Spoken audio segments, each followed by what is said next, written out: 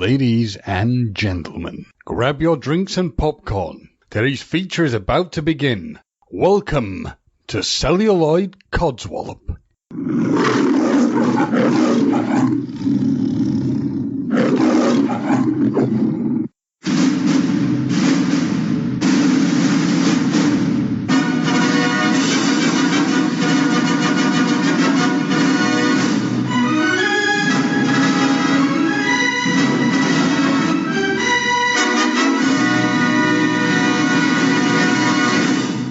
Welcome to this week's Celluloid Codswallop.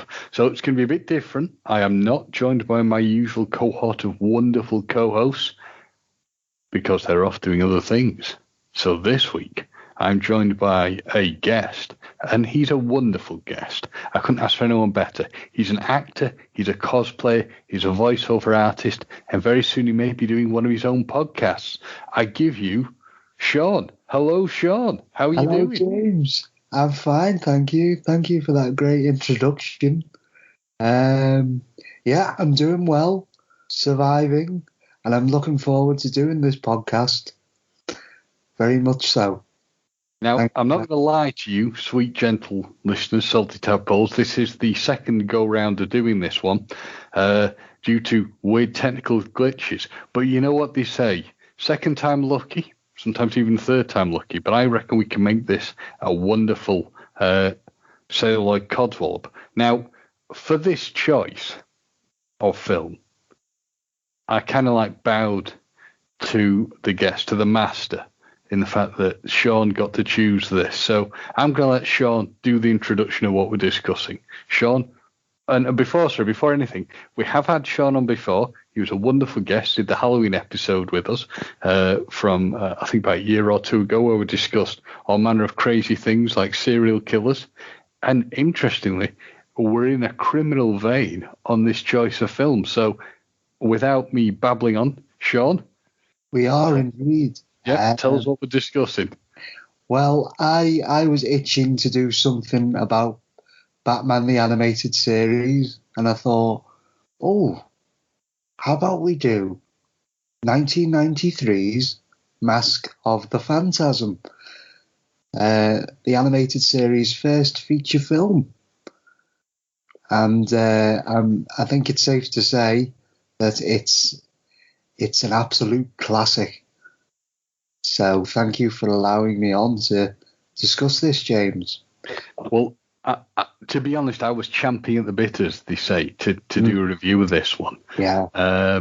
Against Gemma's suggestions that I stop doing as much DC reviews. But hey, DC produces some great stuff. So to give a backstory on this film, and it is way in my top 10 of favourite films ever, and I actually have it on in the background now, just as little aid to the memory. It came out, well, in 1992, Batman the Animated Series came out hot on the heels of the Tim Burton Batman Returns film, which had quite a lot of influence on the aesthetics of some of the characters and the stories. And when it was obviously very successful, but Warner Brothers had started doing what was seen to be a series version, television just show version of this Mask of the Phantasm story. And partway through, they obviously had a look at it and were like, this has the potential to produce something bigger and better. And the decision was made to make it into a live-action film, which did put pressure on the people making it, the animators, to sort of change the style a bit. And you do, I think, in parts of it, sort of see the history of where it had been designed to be the TV show. But where I think it really kicks up a notch is just, I mean, I'm looking at it now, the opening scenes. In the scale, they are so much bigger than anything you saw on the TV show. And it almost steps out of, for me, being a cartoon, which I know sounds strange. But the aesthetic, this 1930s design, these great opening lines where it opens on these gangsters and they're sort of like putting illegal money through a casino. He's saying, it almost looks like the real thing, on the notes, and he's going, you'd have to get a neutron microscope to look at the Ben Franklin stubble sort of thing. It's so good. I just think it's a brilliant and different style of introduction. And you see Batman in action. It's big, it's powerful stuff. And the TV show showed that, but I think the film goes even further. How did you feel about its introduction? I have to agree with you, because in those opening notes of the soundtrack by the wonderful Shirley Walker, it's if you had your eyes shut, you'd almost think it wasn't a Batman film, because it was like the introduction notes to a horror film. But then you hear, the Elfman score, and it just draws you in. And that lovely mix of the CGI buildings with the painted backgrounds, which shouldn't work, but it does. It just, as you say, it steps it up a level and doesn't make you feel like you're watching a cartoon. It makes you feel like watching something. That's interesting, because that's something Sorry, I stepped over you. Sorry, go on, Shaun. No, it's just it feels like you're watching something other than a cartoon. It was an interesting thing you hit upon then when you said about the mixture of CGI, and it is this big. I mean, the shot is. I would love to have seen it in a cinema when it came out, because I was probably about 10 or 11 when it came out, and I'm going to be honest, I knew of the TV show. But it's a bit like when the Transformers the movie cartoon came out when I was a child. I mean, I was far too young to see it, but it's one of these things where I was aware of the series, but I had no knowledge of the film. I have literally no memory of this ever coming out as a film.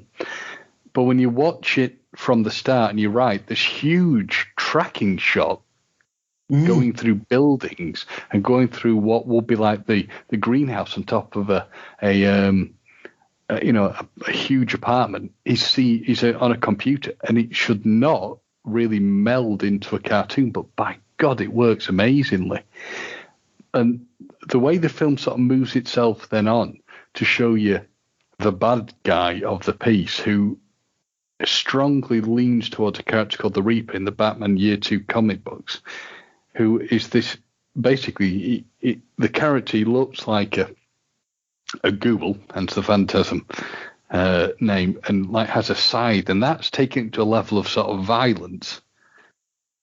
Certainly the way he kills people, Yes. And you and I have discussed the first killing of a main character in it, and again, that's the thing. You see people get killed in this film.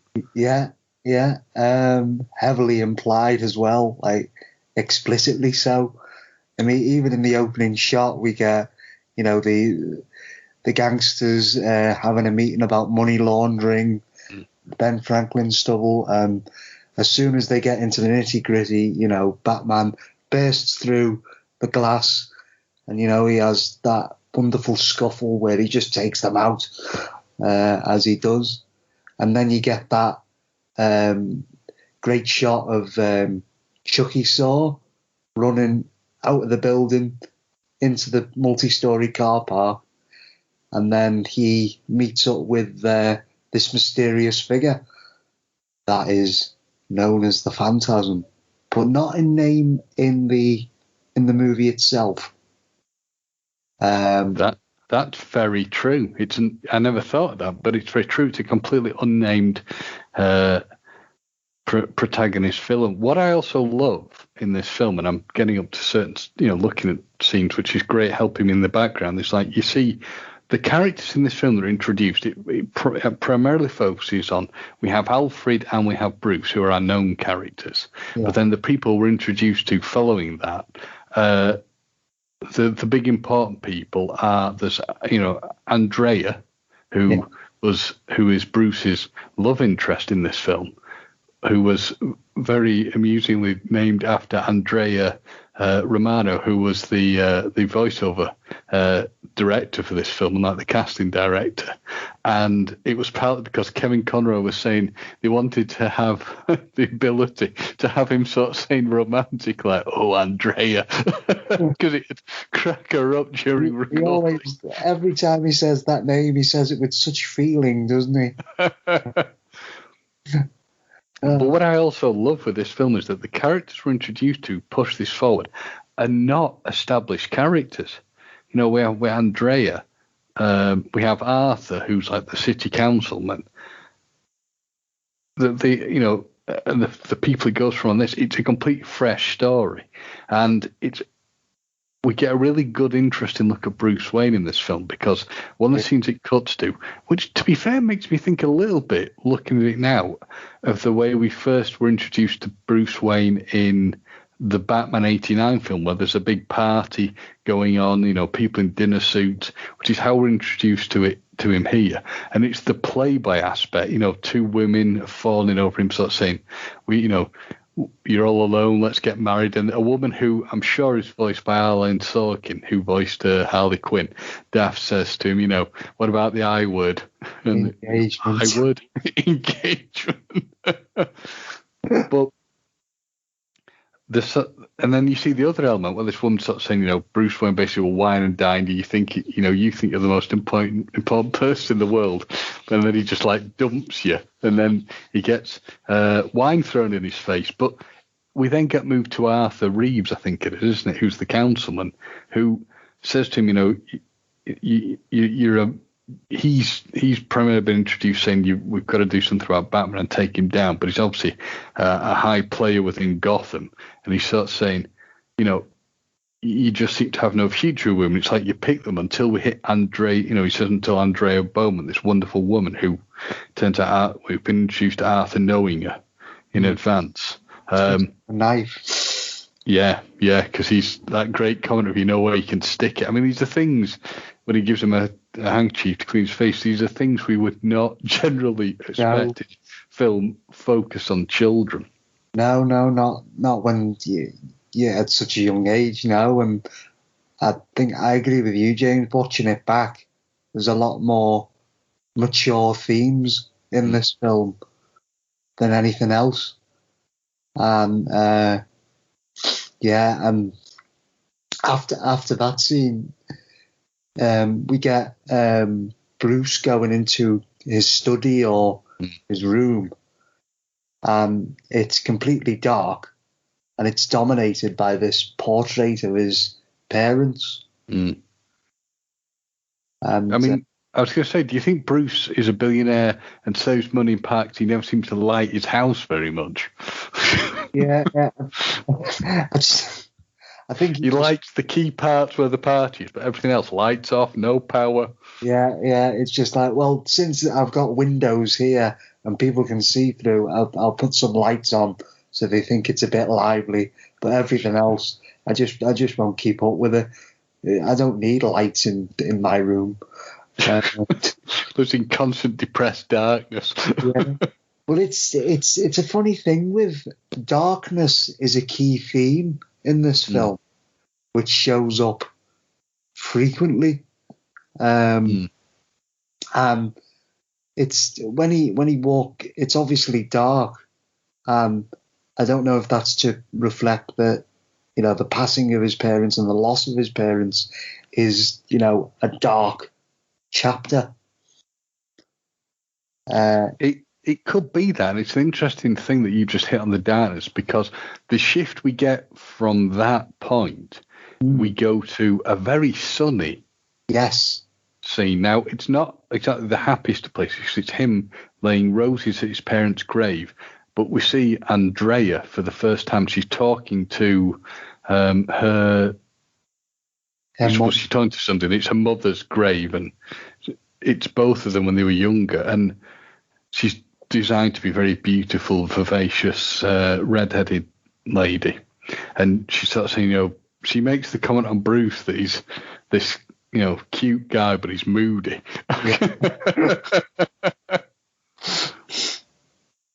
He was Batman before he was Batman. Oh, definitely, yeah. But I'd not really thought about that colour and tone shift until you said it as much, that it's past, although it's tragic with what happened to his parents, and it doesn't give you an origin story because that's been battered to death. Yeah. But we do, in just like a few words, know that something's happened. But it's that wonderful element of communication where Bruce is saying, well, I don't talk to my grave, my parents' grave, but because she's saying, it gives them the ability to think what they'd say. And he says, well, I did make a vow to them. And you do see that dark little bit where he's sort of saying, because she asks him what's the vibe, he goes, a secret one, but I'm sort of, keeping to it so far, sort of thing. And it does touch on that he's this billionaire, but she says to him, why do you always look like you want to jump off a cliff?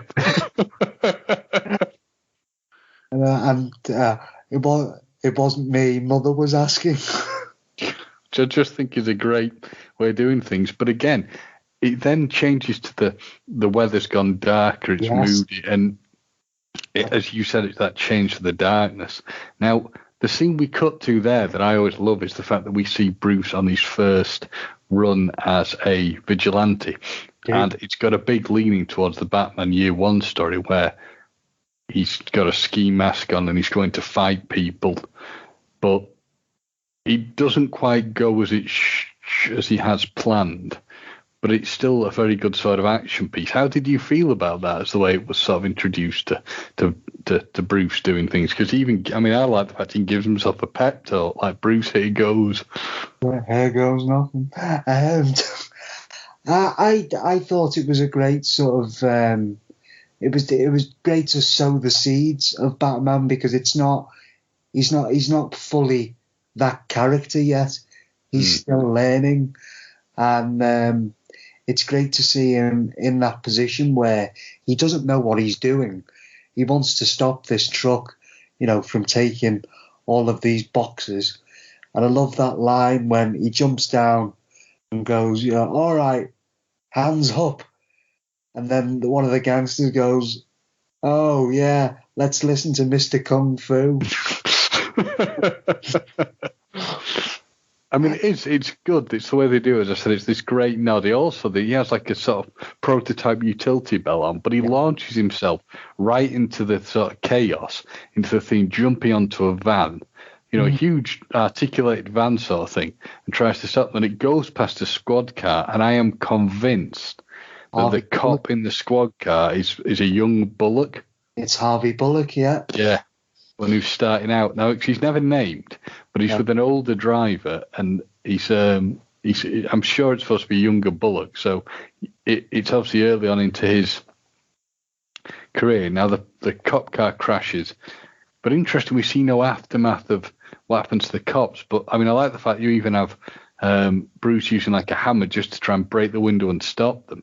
But that whole situation, he even has a few gadgets of things he throws under the wheels to blow the tires. But it gets even close to, it could have killed him. So he could have crashed into a building and been squashed by the vehicle. But he escapes by the skin of his teeth. And as you said, at that point, he isn't Batman. He isn't that perfectly honed crime fighter that we would expect. And then it shifts to it shows again that change in tone to Bruce the next day. He's made the press because they talk about vigilante, and the set that I just love, and you and I have discussed this many a time in the past, just talking to each other. The verbal sort of sparring on an amusing level between him and Alfred. It is definitely a father-son relationship where he's sort of saying, have you considered rugby? Or reconsidered rugby? And a comment that he says, it ties back to his first night of vigilantism. The fact that they weren't afraid of him. And so he's still got those cogs in his head to try and, make this character and, make good on this vow that he made to his parents. And then we're introduced to Andrea. Yeah, she reappears on the scene, and I love the first comment. Bruce is a billionaire, but there's never, his wealth isn't brought that much, but she, as much as you'd think, but she does sort of really sass him, like, what have you done? You've hurt yourself. What have you done? Fall some loose cash. She's like, you haven't rung me 3 days. I assumed you were dead. Do you always expect every guy you meet to call you? Those who are smart enough to pick up the phone.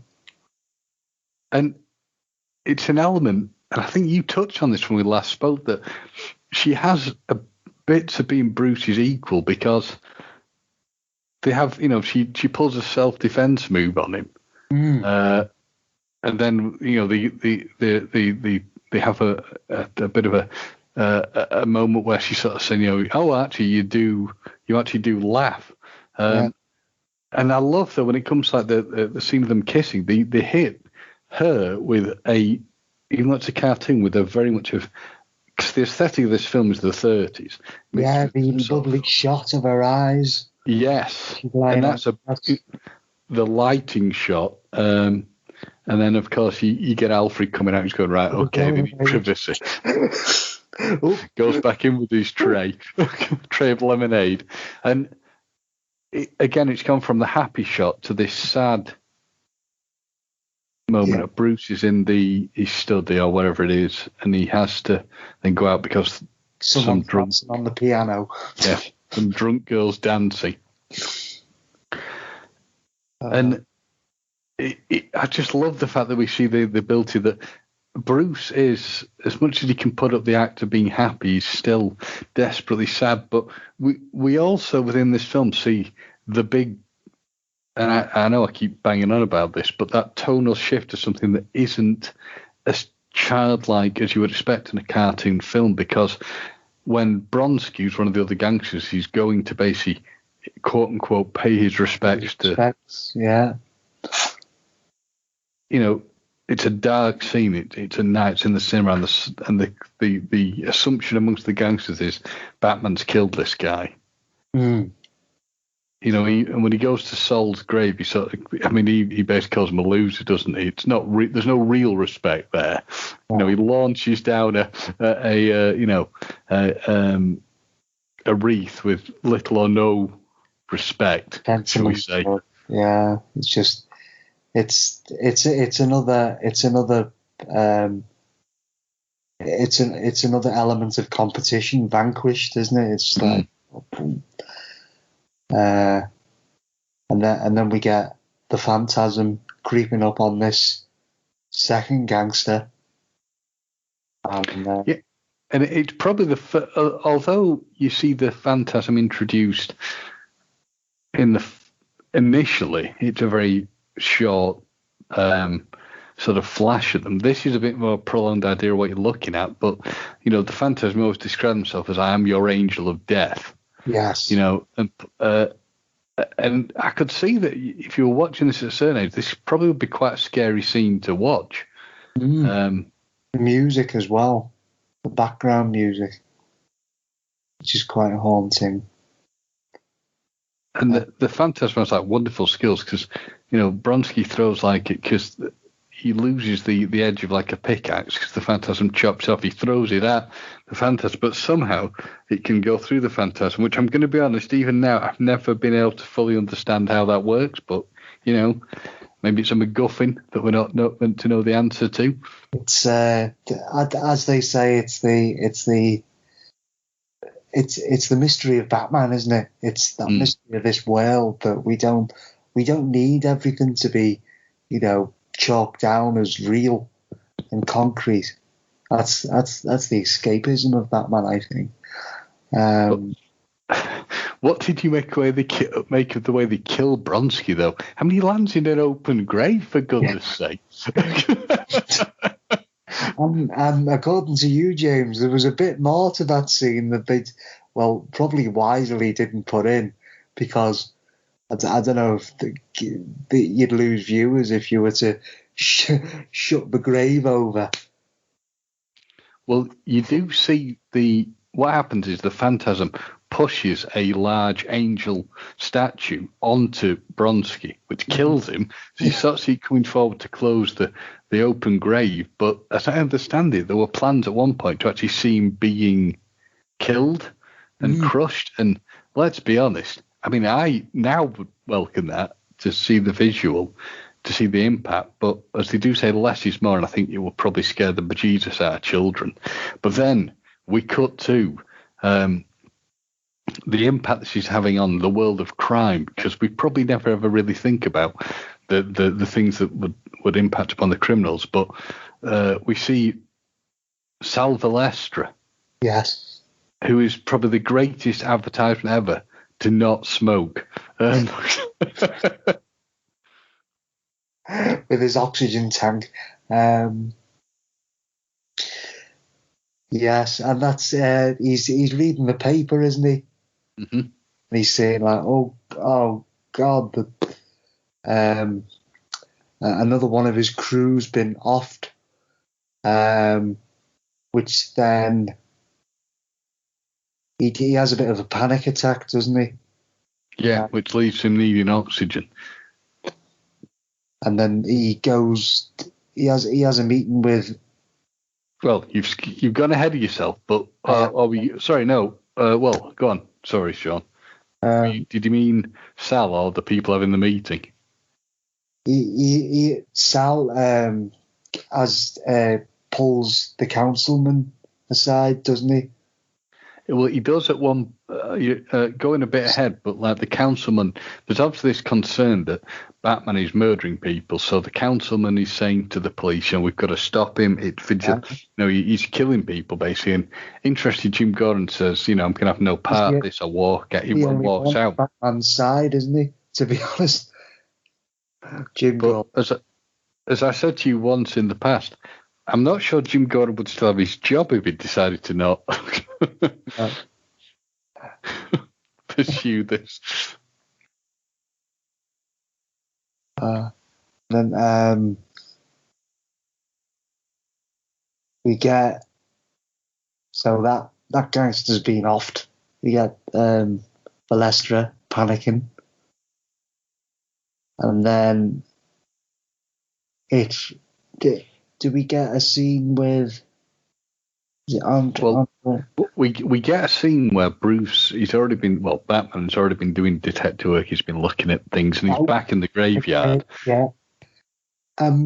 What I've noticed about this scene is when he's analysing the ground, and he finds another vestige of that substance he finds on the windshield at the start of the film. This is in darkness, and he walks over to his parents' grave, and here's Andrea, and she turns around, and he sort of panics and then backs off. Not enough for her not to have seen him, and she very quickly makes the connection between, his parents' grave and him. So she figures out he is Batman. That's another. It occurred to me earlier that this is kind of Andrea going into Batman's world because it's totally dark, and it's another push towards destiny. Really, it's like you're right. Now, you're right on that. It's an interesting thing that again it harkens back to their first meeting. Because she's talking to her mum's grave saying, no one's weeded, everything's going to hell, because it's like her first time back in Gotham for a long time. And you then cut to, as you said, she questions Bruce, is this you? She makes the connection. And she's having dinner with Arthur. Yeah.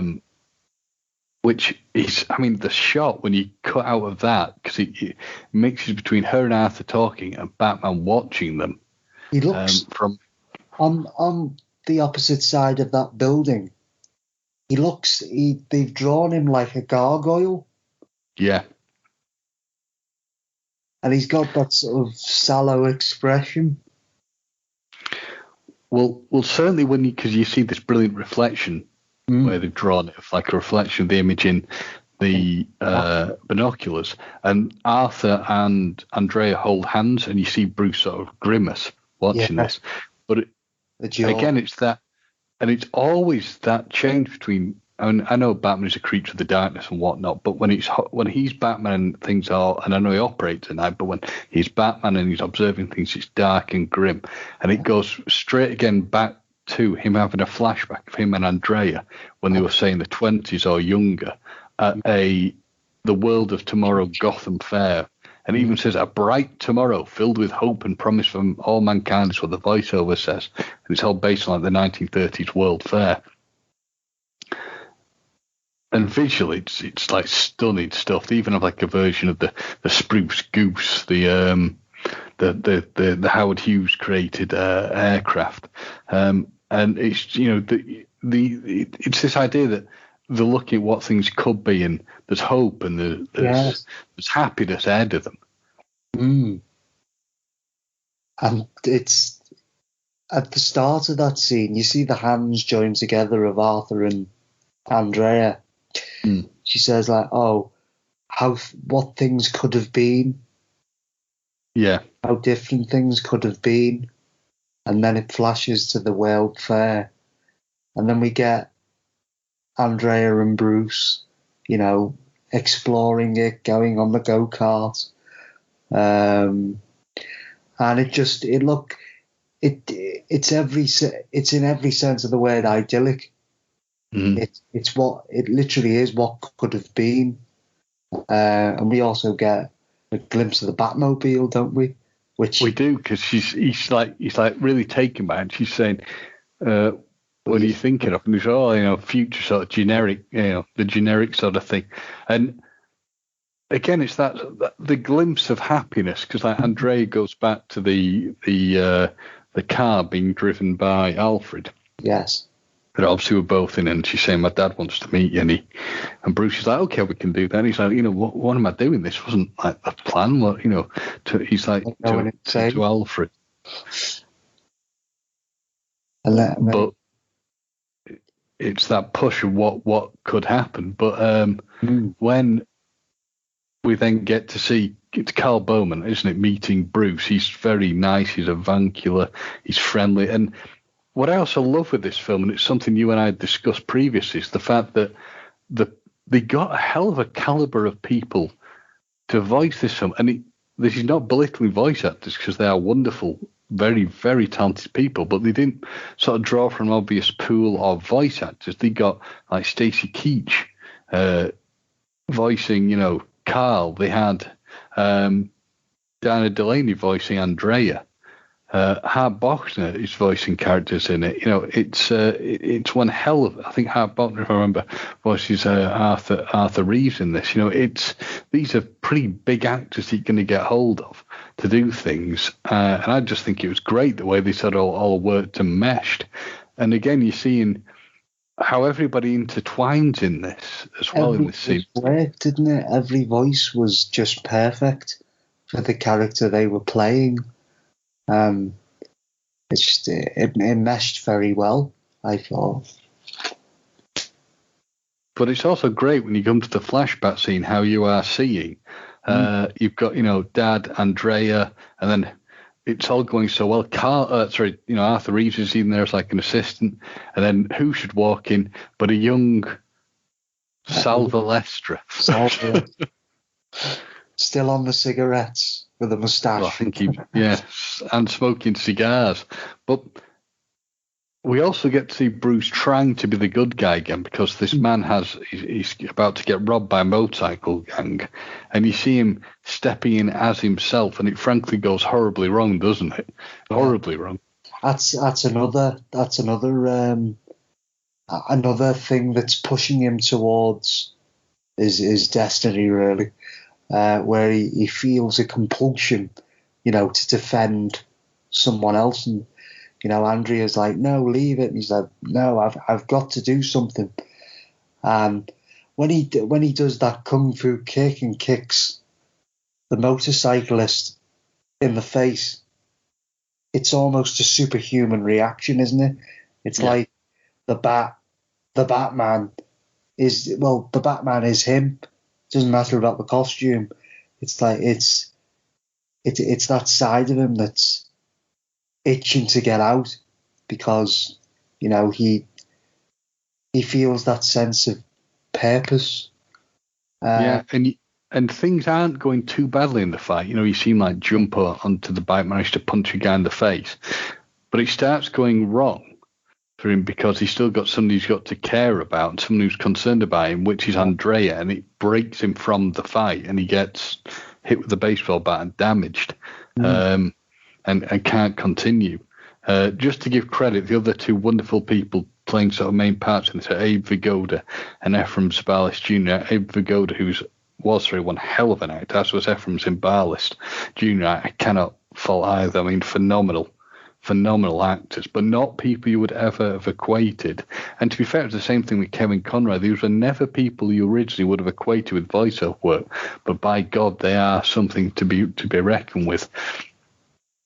And I like how it moves on with the fact that Bruce clearly recognises being a guy in a ski mask or just being Bruce, as good as he is at fighting, he's not going to work, and he starts making costume designs for what will become the Batman, and none of it's working, and he's feeling that he doesn't know what to do because he wants to honour his vow, but he also recognises that he can't have somebody worrying about him.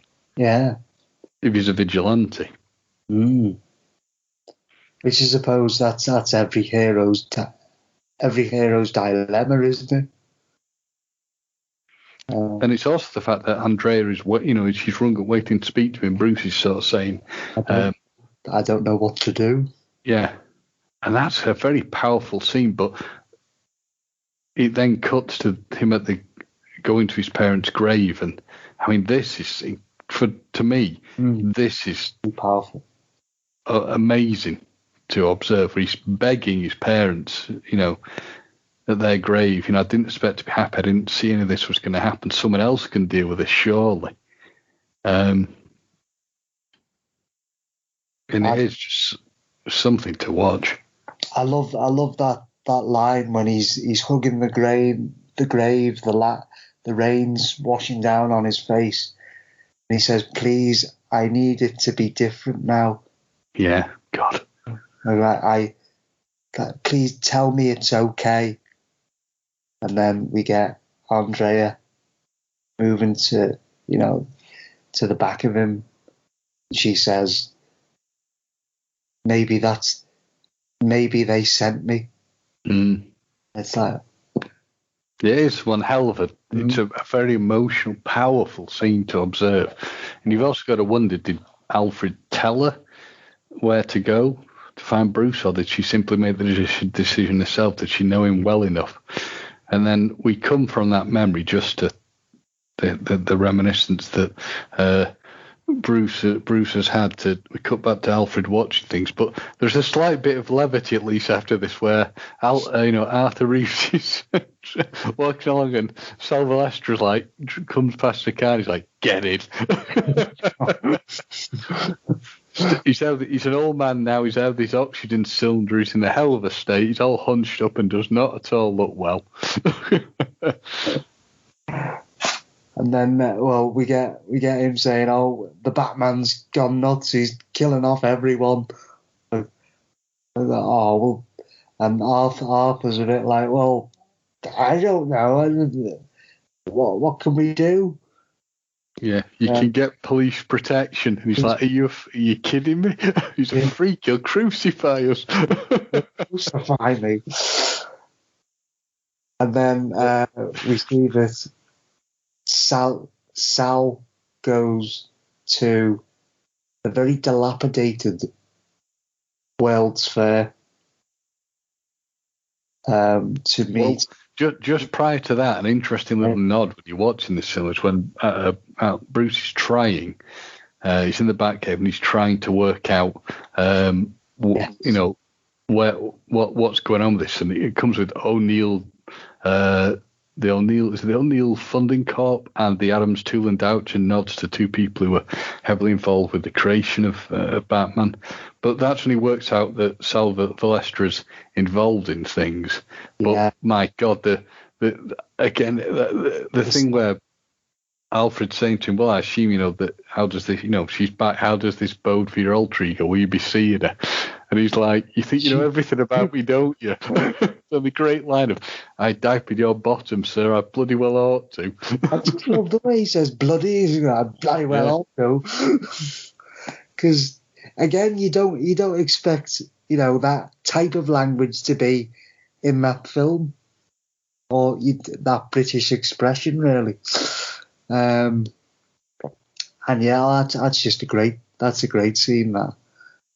It's that again. It's that sort of like, it's definitely the father-son relationship that Bruce and Alfred have, isn't it? But he's going to Bruce is doing, or Batman, sorry, is doing more detective work. And I do like that we still read detective work going around the apartment, and he finds, like, a picture of Andrea's father, and it goes from the darkness of that to a lovely flashback where we see, again, it's nice, it's light, it's sunny. Bruce is walking around the grounds of Wayne Manor, which is on the edge of must be right on the outskirts of the city, because it's near the coast.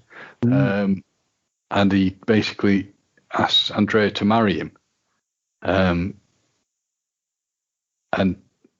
she, she's very touched, she accepts, and then upon the point of accepting, boom, bats everywhere. Bats. Another, maybe this foreshadowing. Yeah. Foreshadowing, yeah. And that, and when she says, like, oh, I didn't know whether you were sure. I didn't know whether I was, part of the plan, whether I was you. And he says, I'm changing the plan. And they, of course, then go to tell, her father, Carl, about what's happening. And strangely, there are a lot of people at the house. It's late at night, and you see a very seedy-looking gangster who obviously gives Andrea the eye. I think he might even make some sort of, like, comment growl, flicks a cigarette at Bruce's car as it drives off. And Bruce is going to, he's having a look at the cave, and he's sort of saying, wow, the number of bats that came out of this, it must be, humongous. And sees poor Alfred, and basically, Andrea's returned the ring to him. It's kind of like sealed the fate, hasn't it? Basically, we see a shot of Alfred's, sort of shot of Bruce and Bruce's parents, the painting. But this is probably the scene that visually, the music is just wow. I think it's wow. Wow is the word. It's like, if you want to sum Batman up, this is the scene. It is, and it's the cave. It's pitch black.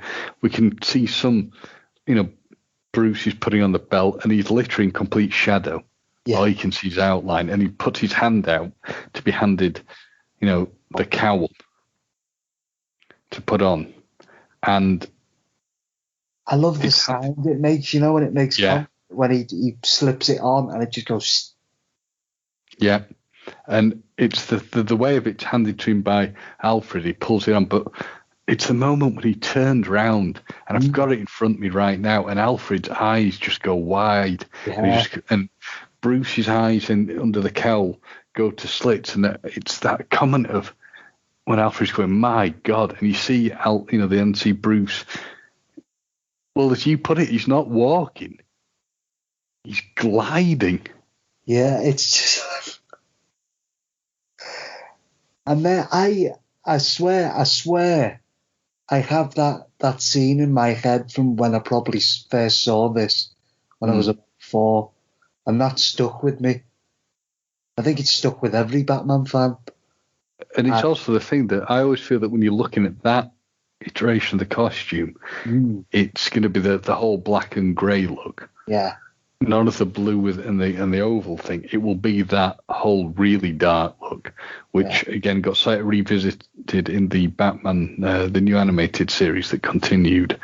But God, that is it's Batman to a T.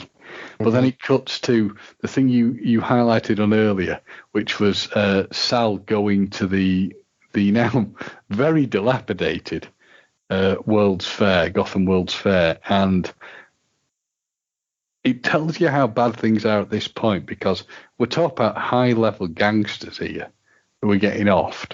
Yeah. And they're meant to be the scariest thing in the city. Yeah, it's pretty bad. Yeah. When like basically Sal is like, he's come to this conclusion, because I think you even hear him say, if there's only another way, or if there's any other way, and he goes in and then the Welcome to the Future statues playing and singing, and they get machine gunned down. And as I think we said this last time, it plays like this weird wind down music, which is the wind down music of the Millennium Falcon winding down. And you're going to ask yourself, why is the Millennium Falcon wind down important? Well, who steps out of the shadows? Who is the worst possible person they could go to, Shaun, for help? And I'll let you describe. Well, who is the worst scenario you could think of in Batman? Yet the most iconic villain, but Mark Hamill's Joker. He steps out of this, dark shadow, and this brightly coloured, sort of this brightly coloured brash figure steps out and says, "I hate that song." And I think I said this to you last time, James, that I don't know when Joker's Favour was broadcast, the episode. I don't know if it was a year before or after, but I think, at least for this film, it's the first time the Joker is treated as a legitimate threat. Like, he's not just the Joker causing trouble just for the sake of it. He's feared by the criminal underbelly and obviously the people of Gotham. He doesn't even have to raise his voice for people to be absolutely terrified. We get this is another scene that sticks in my memory when I was younger. The dilapidated World's Fair, and the Joker, greets Sal the Weezer Valestra with almost open arms, and as that lovely line, "Can it be Sal the Weezer Valestra?" It's true, and it's also the interesting thing you just said about him being, and I'm looking at it now, and it only really hit me now. It's everything else around them, the way everyone else dresses, certainly they've seen, it's dark, it's miserable, it's dank, it's horrible.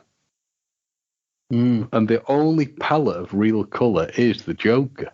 He stands out against everything. He's got that gassy white skin, green hair, he wears purple. And it's his whole reaction, like, Valestra, he's like, my house, he says, "Mi casa es su casa," like, my house is your house. Throws him into like a thing and says, like, it'll be a bumpy ride. Watch the vehicles. It's going to be a bumpy ride. Yeah, and he's like, it's on like a monorail, isn't it, going around the world of the future. And then which terrifies Sal, and they end up in the house of the future, which, bloody hell, if that's house of the future in this condition, you don't want to live there. But I also love the bit when he comes out and the little yappy dog, "Down, Rusty," kicks it across the room. My home security system. Yeah. "Down, Rusty," and it just flies across the room. And it's that comment of, you can't be too careful, all those weirdos around coming from him. It's just a little chuckle he gives when he's walking away. I also have a moment of fear when he comes to goes to the table with the chopping robot, Hazel. Yeah. And so, like, you can't help who you fall in love with. You don't think he does weird sexual stuff with it, do you? I wouldn't be surprised with Mark Hamill's Joker. I think he's the one Joker you think can do anything, really.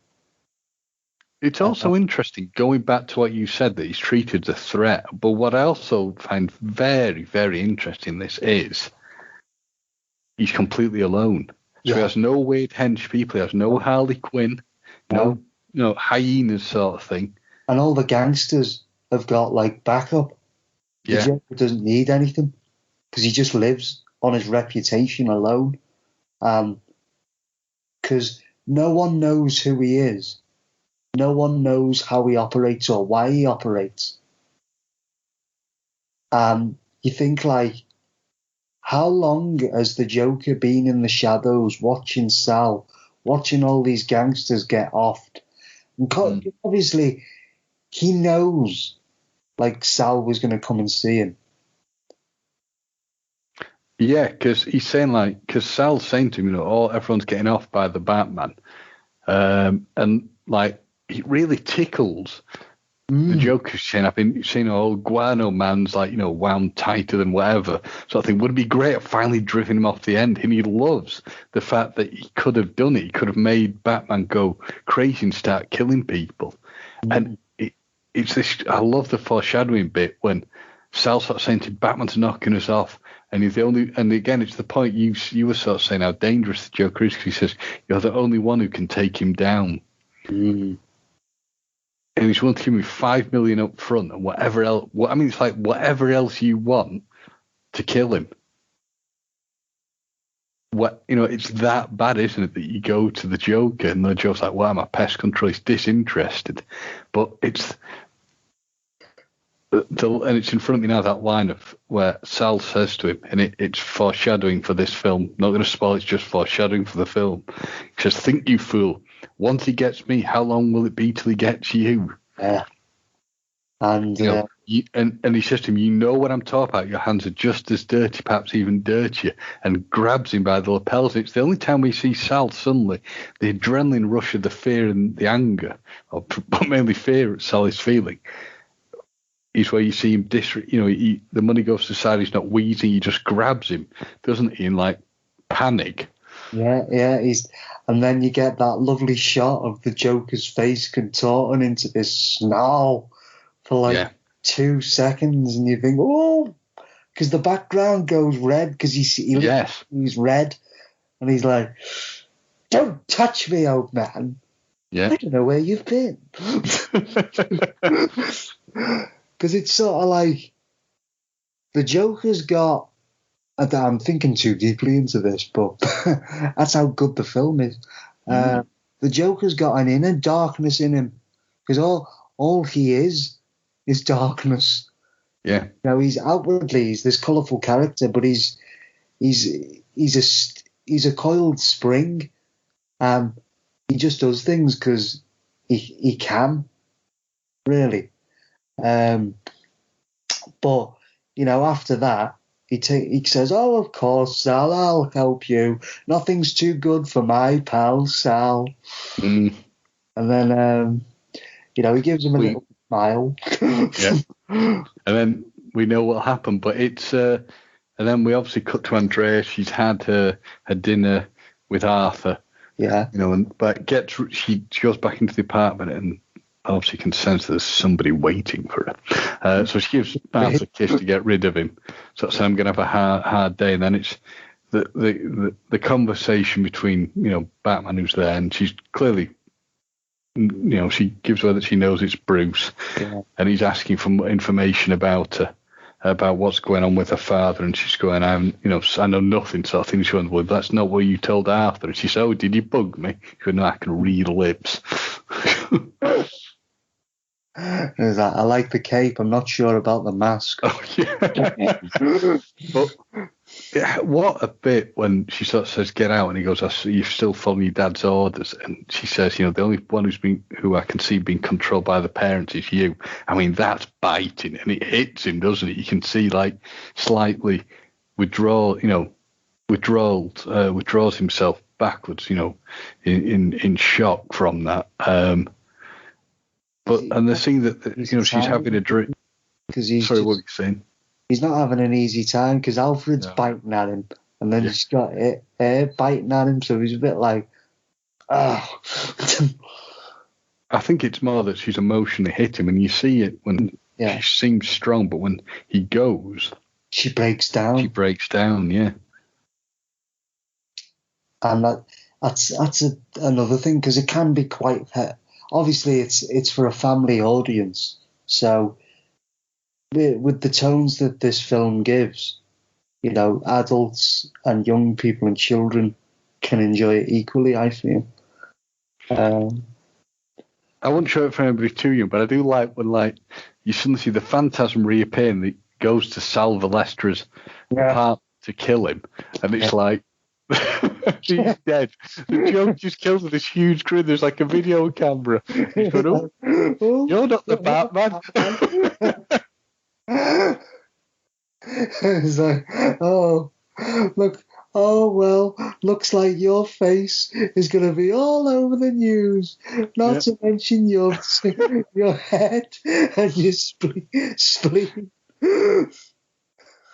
But somehow, just in time, the Phantasm jumps out of this inferno explosion.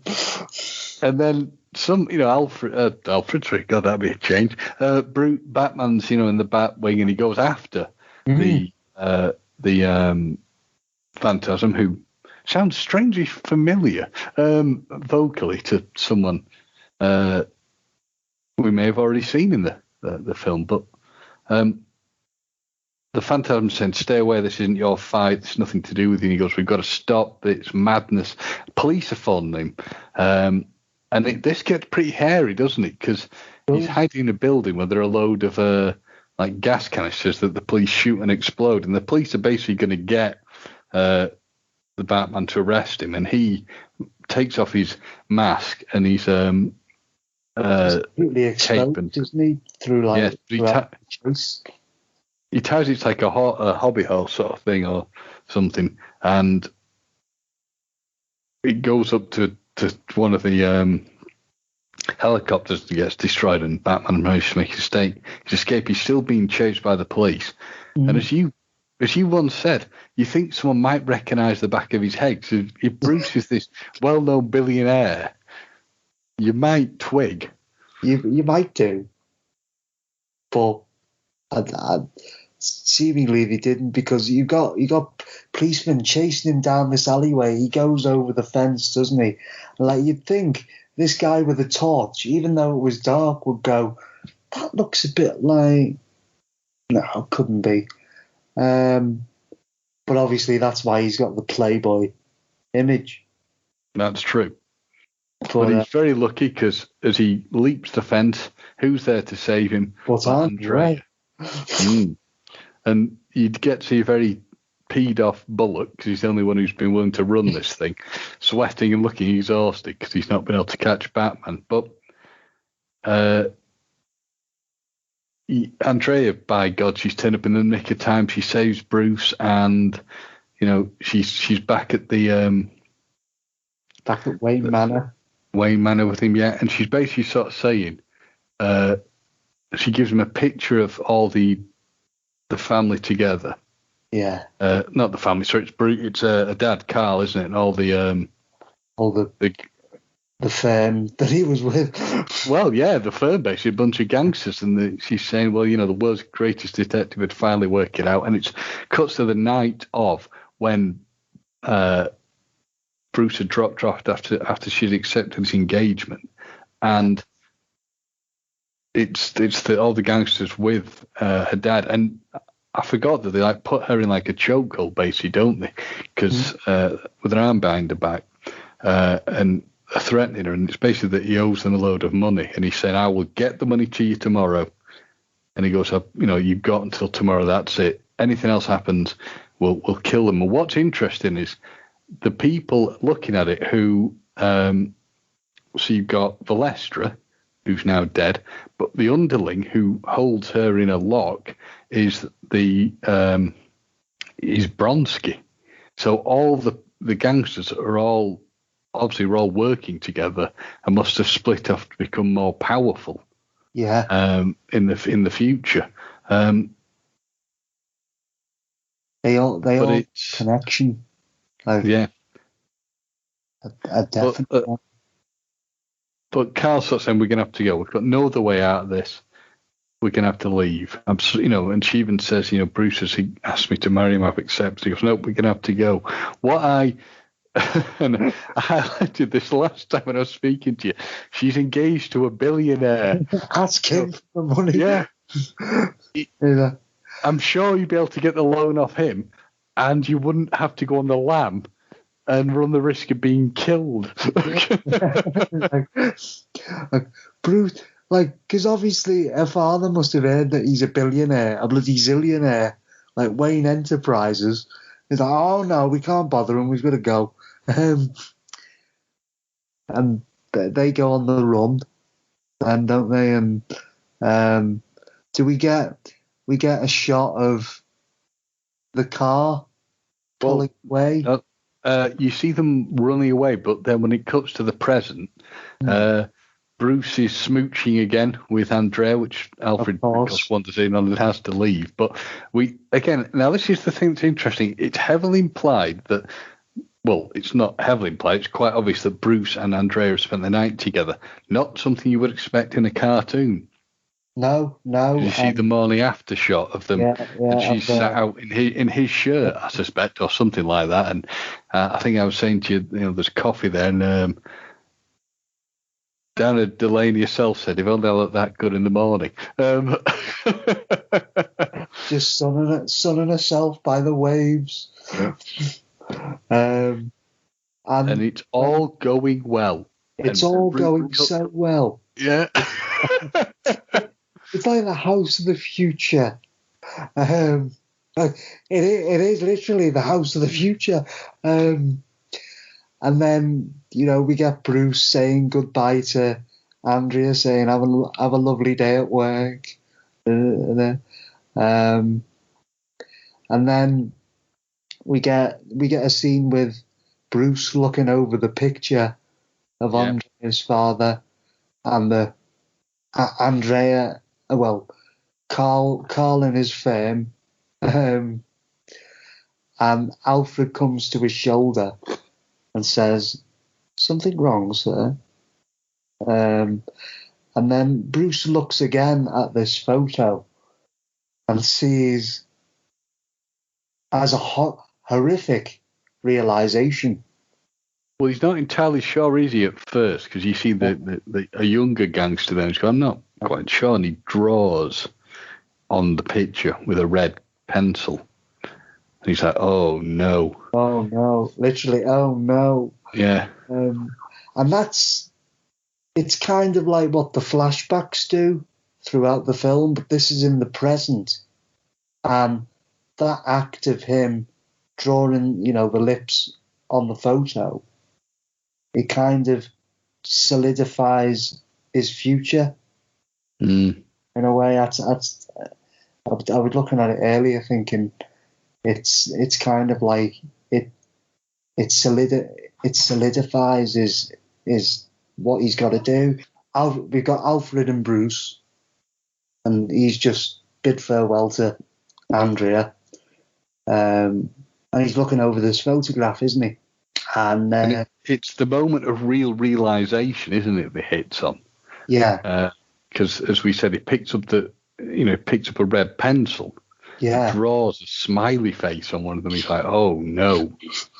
I find it funny that all he has to do is do that to put the pieces together. Yeah, just it's not even artistic. It's just like, oh no. After that, I love how it cuts to Arthur and he's going, what do you mean we had all these people on him and you still lost him? He's on the telephone, and then that line of, and to think we pay our taxes to fund those clowns, and the shot it cuts to of the Joker stood in the doorway through lightning. Yeah, which is obviously a nod. I mean, the whole introduction is like a nod to that scene when you first see the Joker in Batman 1989's cut, when he sees, introduce himself to Carl Grissom. But how does it all interlink? The phone rings, it's Andrea, and I just love the way that the Joker's like, not the babe, talk to her. The babe. Because he sort of says to me, I've seen this guy. He's not Batman. He looks like the ghost of Christmas future. He's nowhere cute as Batboy. And it's that way that he's gone we're discussing, Carl, the spawn of his loins, happens to be on the phone. And then it cuts to the he starts attacking him clearly. Cuts to maniacal laughter. And you see him stab to inject Arthur, don't you? With Joker toxin. And he's at hospital. Then shows him in hospital laughing his head off. And they obviously sedate him to calm him down. Which kind of works, apart from what next happens, and I'll let you. I just find it funny, like all the doctors and the nurses trying to hold him down, and they get him sedated, they get him more or less calm, and then there's an open window onto like a veranda, and who should show up? For Batman, and it's just Arthur's little squeal of "Oh no!" Yeah. Well, it just sets him off again, doesn't it? And it's the fact that Batman forces him for a little bit of time to calm down. He sent him like, "Why did the Joker meet with you? Why did this happen?" And he starts saying, "I knew nothing about it." And he starts saying, "You've been fully involved with these people. What happened?" That's not the answer I wanted. Yeah. And he basically, it becomes apparent that he sold money. Father out. Yeah, and he said, "I used them to get money." He's going, "So you sold him to the mob?" And he's going, "I was broke, I was desperate, I had nothing." And then I thought, he just sort of like, carries on laughing because Batman leaves and like he's going crazy again. They went, "Councilman, please." And I only got this as an adult, that I'm pretty sure he basically left him to die. Everyone in this film who the Phantasms had, or the Jokers had contact with, has been killed. And then, Bruce goes to, I think it's supposed to be Andrea's apartment, or the hotel room she's in. Yeah. And he finds the locket that had been their locket. Goes in, telephone rings, which he answers, and it's the Joker. And he's sort of saying, "With the plane of the future that's going to make him history." Yeah. It's just that comment of, "Listen to you, Boots. You never call, you never write, but I've got a soft spot for you." It really fits in with that 1930s, 40s aesthetic and feel, doesn't it? Yes. But he sounds like a bomb tied to like a weird plane, but it's like he said, "There's no point jumping out the window this time." And everything like, but that comment when it goes off somehow, because Bruce, Batman explodes it with a batarang before it hits him, but he's going, hello, operator. I believe my party's disconnected.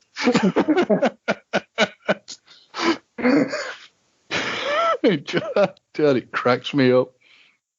The Joker doesn't need to be in scenes long to make an impact, does he? Let's be honest, he's just brilliant. Very true. Fantastic.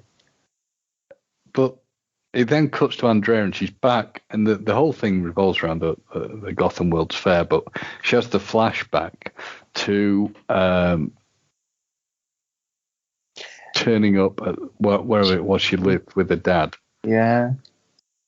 And opens the door opens, and it's a gangster, isn't it? Who, it's the Joker, isn't it? Yeah. As he once was. And one thing I wanted to ask, James, do you think it's before his accident or after, and he's just got makeup on? No, I think it's way before his accident, and I think he's a lot younger. And I think it's more of a nod to the Bat 89 iteration where it was Napier. So I think if you imagine it's way before anything happened to him that turned him into the Joker. I think he's just because he looks a little bit different, because he looks, obviously, a lot different to the Joker, but he's sort of thinner. I think he's meant to be younger. I think he's just meant to be a younger, nasty gangster assassin sort. And you see that obviously he's killed Carl, Yeah. Because he's saying, he's paid you. And she goes in here going down and hear a scream. Like, he even takes the time just to scoop up an apple and eat it, because obviously it means nothing to him. And cutting to the present, it goes to the World's Fair, and the Joker's using Hazel, the robot woman of the future, to chop up bologna for him, and making weird sexual innuendos, going, feeling the old electric, and it goes typical, just when you get the mood, someone shows up, and it's the Phantasm. Yeah. Just when you get in the mood, company shows up. She's like, your angel of death awaits. You go, think he's going to get killed, and he's going, lay down, impress you, harder to kill than a cockroach on steroids. She's going, you figured it out, pulls off the costume. He's going, costume's a bit theatrical, but who am I to talk?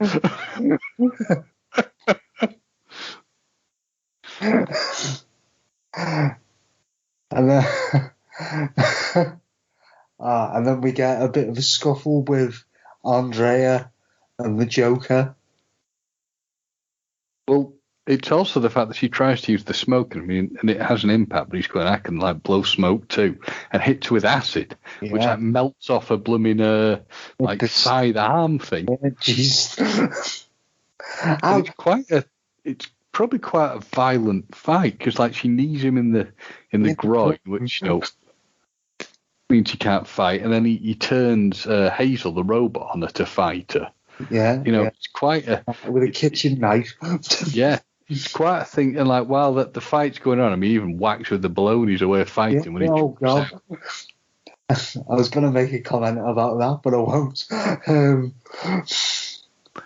And then he's like, he's going to kill her with a fan, isn't he? Like this giant turbine, sort of saying, "Do you want to pick me up?" And it is about to suck her into the fan to kill her, but thankfully, Batman appears. Bat bike. Yeah, which he has to use to destroy it. He launches the bike into it, and it's fitting that you end up in this location again. This thing that's been sort of important on everybody. But it's interesting that also that the Joker seems to have set up house there. Yeah. If you're not even realizing that it's the thing that's gonna have so much importance for Bruce and Andrea, and he lays down the situation with a Batman. She's saying, your dad's dead. It's all a lie, and shift the blame onto him. Yeah, and that she has that line about they took everything from me. They took everything what we could have had. Yeah. He says, what does he say, James? Well, it's the fact that she even said. I mean, to me, this is a hell. Again, I know I keep saying this, but these are very impactful, emotional scenes. God. And she's saying to him, I'm not saying it's right or normal or sane, and she's saying you've got to get out of my way to let me do this. Look what they did to us. Look what we could have had. They have to pay. And she's saying, but Andy, what will vengeance solve? And it's that thing when she says, well, if anyone knows the answer to that, Bruce, it's you. And again, he recoils there with the shot. And he's begging her, he's pleading with her to leave. And she's just, she goes away in the puff of smoke trick she's got. But again, these are difficult things from an emotional standpoint. To me, this is one hell of an emotional film. It is, and the lines are spoken with such seriousness and such care. It's not melodramatic. It's not too much. It's honest. And it's like what we were saying earlier about this doesn't feel like a cartoon. No. This just happens to be drawn. This is a proper film, as is, the animated series. It's an animated film. Yeah. It's played just as much as a live action film would be, except it's hand drawn and beautifully hand drawn. Because all these characters just feel so three-dimensional. I mean, particularly Bruce's and Andrea's relationship throughout the film, it just feels so sincere and just so tangible, really. Because they react like normal people. You can easily imagine a relationship like that in real life. You can, but of course you've gone from that scene of the real emotional situation between these two people to just the up pops the craziness that is the Joker again, taunting Batman to follow him into like the model village, which even has the Warner Brothers symbol on one building. Yeah. But you taught me something, or you taught me something last time. You educated me about, and you can explain it again, something to do with King Kong in this that I'd not made a link to. Yeah, and well, I think it's more King Kong and Godzilla really, because they go into this model village, and you get that lovely shot of the Joker. It looks like he's looking through one of the buildings at the Joker, at Batman, but it looks like he's looking through the glass at Batman, but it turns out he's wearing one of the buildings as a hat. Which is clearly based on the Empire State Building as well as its design. Yeah. Well, he doesn't do things by half, does he? The Joker, he's got to be the tallest building there is in America, and then we get, I like to think, an homage to King Kong and Godzilla, because we've got that great confrontation where Batman has a great Joker. Like, well, you do it better, James. Go on. Well, it's the way that he goes to they have a fight and he just goes Joker. Yeah. When he socks him, this is the thing that elevates it beyond something to be children for me. Is he knocks one of his teeth out? There's blood, and you've seen that earlier on. There's been blood and violence, and you see the tooth fly out of his mouth. Yeah. And God, like, even just seeing blood in the animated series, that's a treat. But in the film, you see, like, body parts get dislodged and, teeth, cuts, bruises. And that, it, as you say, it elevates it to another level. But the homage to King Kong and Godzilla, because you've got the planes of the future flying everywhere, and they're obviously really small. So the planes have been set to attack Batman. He's fending those off like King Kong. And they take a chunk of his arm out as well, don't they? And he's bleeding.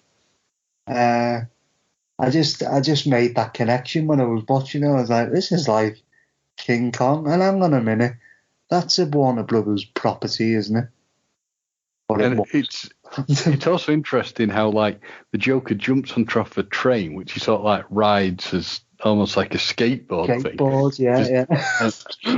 And sets off like a bomb. Because Bruce is getting Batman's getting attacked by trains, the planes, the whole lot of it. Bloody Hazel with the kitchen knife. But then, like, Joker taunts him, basically says there's dynamite bombs under the whole thing. You're never going to get me.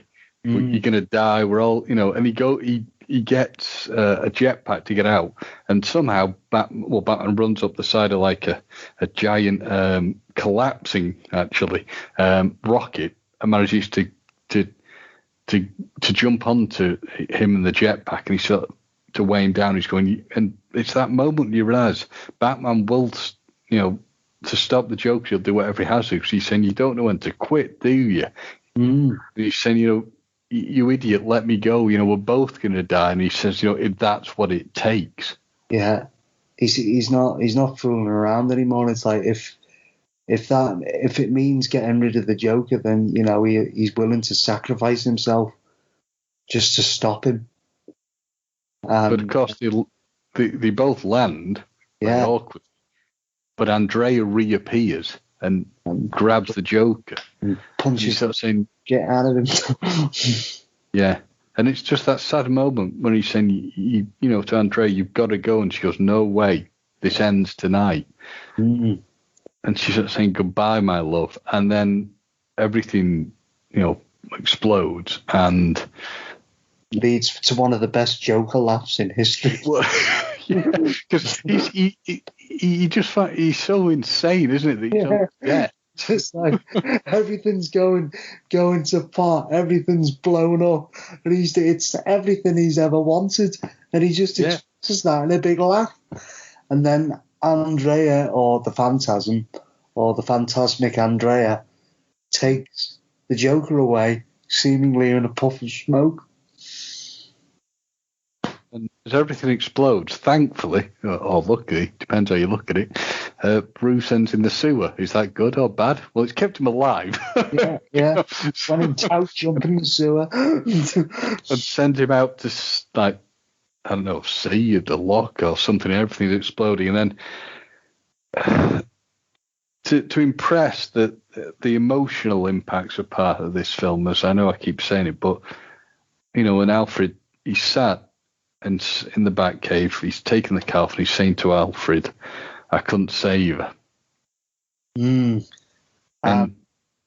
all throughout this film, Alfred's had like little smart comments, the father and son relationship. But this last scene with him is just lovely. Yeah, it's incredibly well done. It's also slightly painful to watch, but that moment when he says to him, "Vengeance blackens the soul, Bruce." So it's no Master Wayne. It's Bruce. Well, it's a father talking to his son, pretty much, isn't it? Yeah. The Englishman kind of slips with him, and he's just like he takes him. Alfred takes Bruce under his wing, and he just says, "It's okay."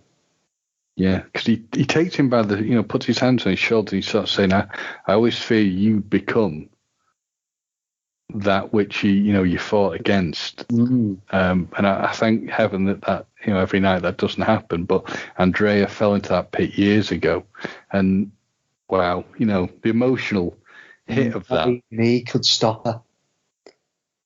But suddenly, twinkling in the corner, Bruce runs to find the locket. Andrea has somehow got the locket in the cave, and it's a very sad scene because Bruce is completely alone again, apart from Alfred, and it cuts from that scene to a ship somewhere. And a ballroom, and everyone's having fun and they're happy. And a drunk chappie wanders out with his party hat on and sees an attractive woman stood alone on the ship, and he fancies his chances, obviously. Stands next to her, and he says, it's quite a sight, and sadly the woman says, yes, it is. And he can obviously sense the sadness from her, because he immediately changes his, conversation with it, saying, do you want to be alone? And it cuts to the woman, and we see it's Andrea, and she's saying, I am, and she's even got a veil on. Yeah, a mourning veil, yeah. Yeah. So, and that's another, it ends on quite a bleak note, doesn't it? Yeah.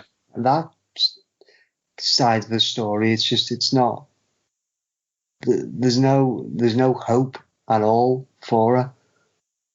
It's like, and it's like Batman may be alone, but he's found a purpose, and that shoulders him.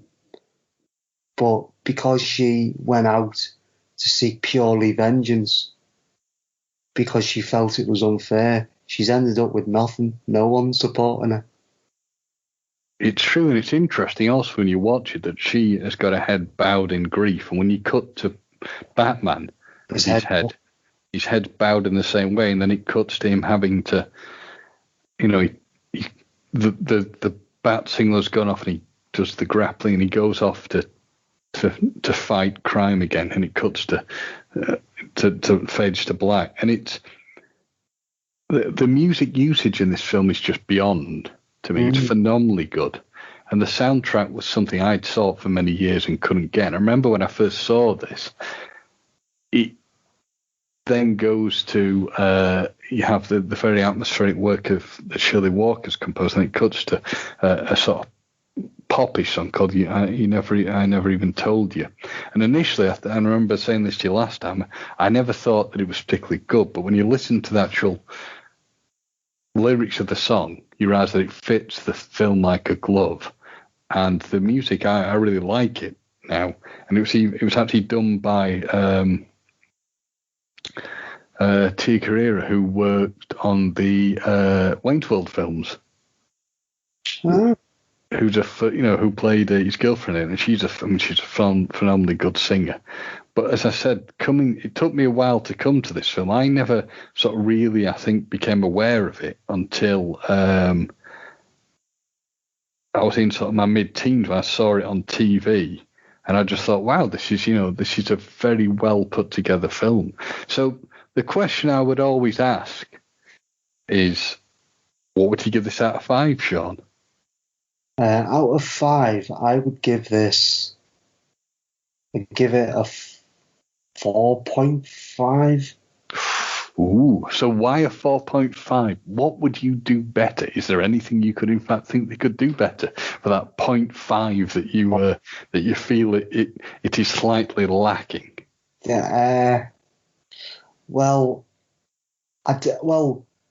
I'd say it could be longer, but the time it's just over an hour and 15 minutes, isn't it? And to be honest, not a moment is wasted. And I give it a 4.5 because I just think not a lot of people regard it as much. And I just think like it should be given a lot more of a recognition. So I'd give it 4.5. Oh. No, I definitely agree with you. And one of the things I would say about this film, I would give it 4.5 or even a 5. I think it possibly could be controversial to say, but I think it's possibly one of the greatest Batman stories. Yes, I agree. That we would probably ever see. Well, go on, James. Well, I was going to say that I find it interesting when you show it to people because I never got a chance to see this on the big screen, but my friends Linda and Jen have like a big projector thing they use and a very good sound system. They have everything hooked up to. So I said to them one day, could I watch my Blu-ray of Mask of the Phantasm? And they let me watch it. And, they were honest to me because it was a cartoon. They were a bit unsure how it'd go. But Jen had said, at the end of it, I felt really sorry for Batman because obviously the emotional sort of trauma he has to go through. And Lyndon himself said, yeah, I'd initially been a bit skeptical, but I really thought it was a good film. It's really well done. And I would probably say giving it a 4.5 to even a 5 because I just think it's really, really well done. I don't think we will see much, even with the live action stuff, that will ever match up to that sort of story. No, because it goes beyond the story, really, because I think people really like that style of, the animated series, the Bruce Timm technique, as it's known, and it's kind of like it's a good mixture of real and unreal. It's like these characters, even though they're 2D flat drawn pencil animations, they're animated so well. They're given such good characterization. The voice cast in this film and in the animated series is always good. This film is a good example of why you should watch the animated series or why you should like Batman. I don't think we can put it any better than that. I think you're giving us possibly the best signing off point ever, Shaun. So I'm just going to say, I think we've been talking enough Codswallop and certainly enough Celluloid Codswallop. So get yourself out there, ladies and gentlemen, salty tadpoles. Grab yourself a copy of Batman Mask of the Phantasm on Blu-ray or DVD. And without further ado, I've been James. I've been Shaun. Have a good one, everyone. Bye. Bye-bye.